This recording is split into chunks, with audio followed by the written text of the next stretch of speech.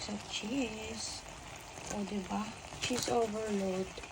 Okay na siguro yan, baka ma-over. Magluto tayo guys. Magluto ako ng chicken tomato garlic rice. Naprito muna ako ng patatas at saka carrot. Ay, nako. Medyo na toasted yung ano ko guys. Yung carrots.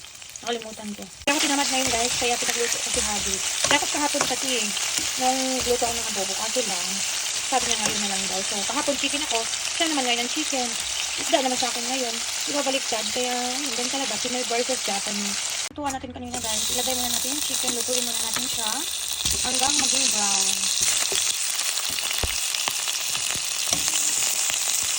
Lagi tayo natin siya ng bawang.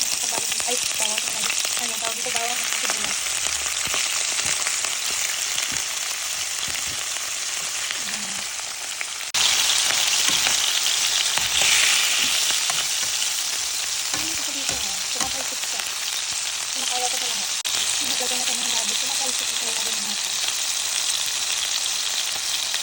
Hindi na dapat ilagay ng garlic guys, pero gusto ko lang sa lagyan. Tapos ilagay natin yung onion. Japanese style pala po guys. Parang ano siya, apitada, pero ang tawag lang dito guys, chicken tomato garlic. Kaya ang tawag sa kanya guys, chicken tomato garlic. Kasi yung tomato sauce guys, kasi ano siya, tomato garlic yung ano flavor niya. Hindi siya plain na tomato sauce lang. Garlic siya. Naglagay tayo ng konting pampalasa na. Ano ito yung chicken powder. Ito talaga yung secret ko sa pampalasa. Sarap! Haluin lang natin. Ito na yung chicken. Ayan, hindi lang sa brown guys. Boneless naman kasi yun. Kaya na pwede maluto. Ilagay ko na yung ano na guys. Patatas at saka carrot. Kasi parang hotspot lang ito yun. Yung carrot spot. Patatas. Para maluto ito na yun.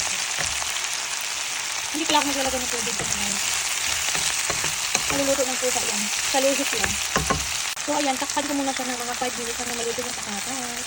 At saka yung chicken luto na rin. So ayan na guys, maglagay ako ng konting sauce. Mamaya na yung last. Ito muna. Tapos haluin lang natin ito. Mamaya lalagyan ko ulit siya ng sauce guys, yung garlic sauce. Tapos lalagyan ko siya ng cheese. Ito hayaan na natin maluto yan mga 3 minutes siguro. So, ayun na guys, ilalagay na natin yung main sauce natin na tomato garlic sauce. Parang paste siya guys. Ano na siya, may lasa na siya. Tapos haluin lang natin to guys. Parang lumambot masyado yung patatas. Dapat medyo matigas ba. Pero yan, dandahanin na lang natin yan.